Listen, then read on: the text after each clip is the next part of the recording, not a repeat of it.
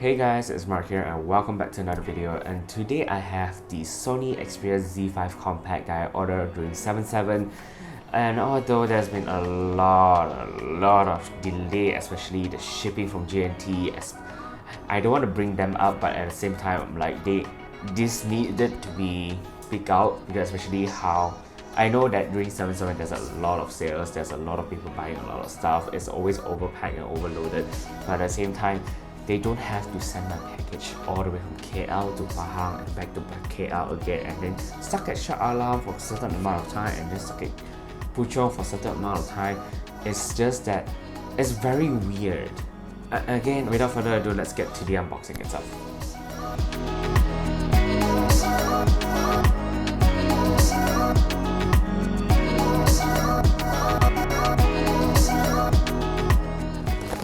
So this is the box.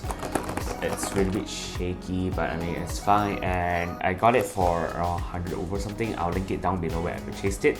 But the one thing bad about it is this, but I think should be fine.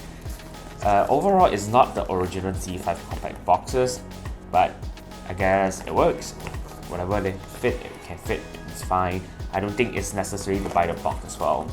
Just there's a package where it was without the box, without charger and cables, but it's micro USB, so I don't think it should be any issue. So let's open it up. Ooh, Z5 compact. Obviously this is not the original box, but the device looks really great. I love the yellow. I purposely ordered the yellow one and it looks really amazing. And I like the texture on the back itself. It's like matte glass. It feels nice on the hand, but also it can be really slippery. So yeah. So let's put that aside. And inside the box is this charger. I guess it's a third-party charger because obviously this is not from Sony, but it looks pretty much, I think, should be fine. No brand as well. And a micro USB cable. So yeah, I guess should be fine. And there's a startup guide which is quite interesting. I wonder what is the startup, I don't know what phone box is this, but it's quite interesting to see what is the startup guide here. But it looks like it's a very old startup guide for a very old phone, because it has the wake up screen, swipe to unlock.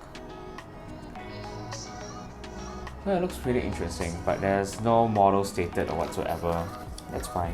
But seriously though, the color looks really great, and the Docomo side there, I guess it's fine. I wonder if I can flash it to another country region, because obviously if it's under Docomo, it's gonna be a lot of bloatwares.